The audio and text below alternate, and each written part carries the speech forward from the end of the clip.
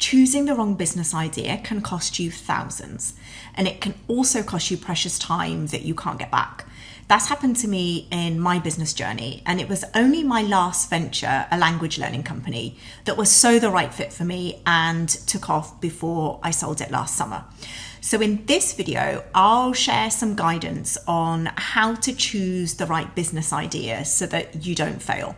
If you need a step-by-step framework on how to choose that idea, download my free guide on niching that walks you through the process so that you can get some clarity. The link is below. And please subscribe. I'm starting out and I'd love to expand my reach to help more people. Okay, let's dive in. So yesterday I had a mentoring session with a tech exec in LA. He had 3 business ideas and didn't know which one he should start. Idea 1 was teaching digital skills to students. Idea 2 was a food distribution platform. And idea 3 was building a machine learning product. Now, all of these concepts are somewhat different. They're not super adjacent in their offering. And this is lesson number 1. If you've got disconnected ideas that aren't in the same arena and your thinking isn't joined up, does this show that your passions are too broad and you need to narrow it down? To help answer that question, let's start with the Ikigai Concept. This is a Japanese philosophy that translates to reason for being or reason to wake up in the morning. It's a framework that helps people find purpose, fulfillment, and meaning in their lives, represented by the intersection of 4 fundamental elements. Number 1, passion. This refers to the things that you're deeply passionate about and love doing. It involves identifying what brings you joy and excitement. 2, mission. This part focuses on identifying the needs of the world. It involves understanding how you can contribute and make a positive impact in society, help others, or solve specific problems or challenges. 3 is vocation. So this recognizes your skills, talents, strengths. It refers to the things that you excel in and have expertise in. And it's about identifying what you're naturally good at and what you could potentially develop further. And lastly, number 4 is profession. So this element relates to the practical aspect of earning a living and sustaining yourself financially. It's about finding a way to monetize your skills and passions to create a viable business opportunity. The concept of Ikigai suggests that true fulfillment and purpose are found at the intersection of these 4 elements, and it encourages people to seek a balance where their passions, mission, vocation, and profession aligns. So this brings me to passion versus profit. Now, it's incredibly easy to let the dollar signs influence and dominate your business idea. Like, there's so many influencers out there flashing the cash and selling courses with get-rich schemes that put a spell on you because you want to emulate their lifestyles. Now, I'm not saying that they're not wealthy, but honestly, 99% of businesses take time before they break even and are profitable. You know, it's not an overnight success. When I sold my business last year, all of the companies I started and the decisions I made led to that ultimate point of signing the acquisition contract and seeing the cash in my bank account. So if your decision is purely based on profits, you could find yourself in a place where when things don't go your way, like sales are slow, or you've had a negative review, or there's a shiny new competitor in your space, it can throw you off balance and you question whether you've made the right decision. This is the point where you're the most vulnerable to the shiny penny syndrome, which is when entrepreneurs chase a brand new idea or opportunity instead of focusing on the one that they currently have. When the going gets tough, that's when it's the easiest moment for you to completely give up, take flight, and try something different. But if your business idea is really rooted in genuine passion, then that's something that you can dig up when it gets difficult and harness all of that amazing energy to remind yourself why you're going through this journey in the first place.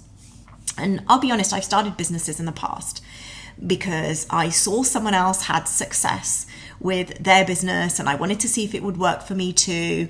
But it never really took off because the passion didn't see me through the inevitable challenges that I was up against.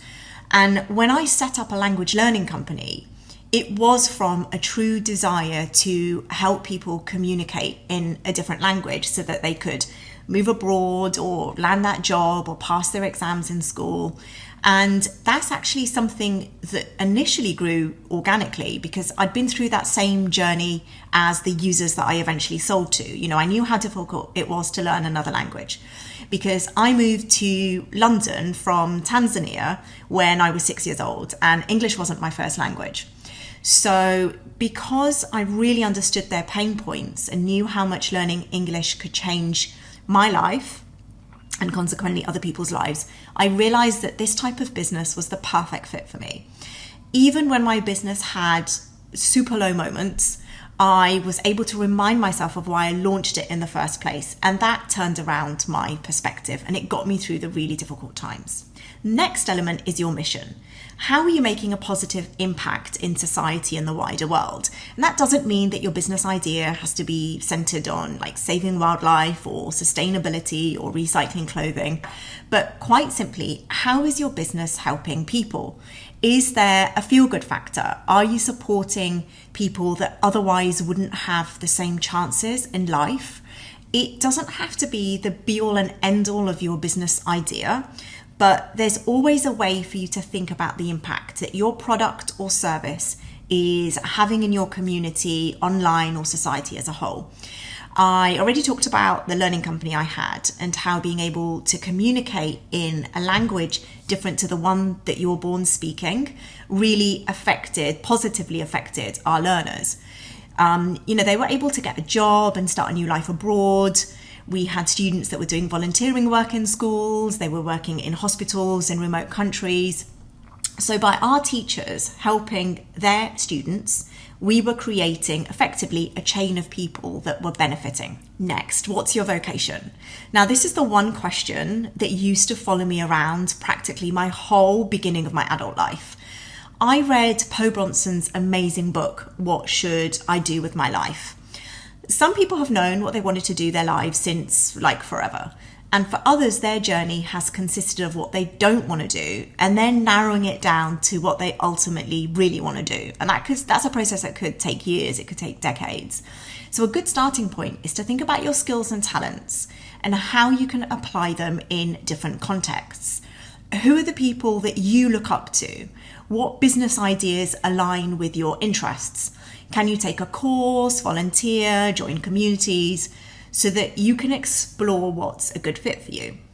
I've met people who wanted to take the next step with their own business, but they don't know where to start. And sometimes we've got a perception of a specific business idea, but it's not until you speak to somebody who's living and breathing that idea that you really get to see the realities of it. You get to see the positives and the negatives. Also think about your values and long-term goals and how your business idea fits into your vision for the future. Finding your vocation is often a journey rather than some big instant revelation. So, be open to new experiences that come along your way. Profession and profit. So the last thing I'll consider is profession and profit. How can you find a way to monetize your skills, passions, and mission to create a really amazing, viable business opportunity?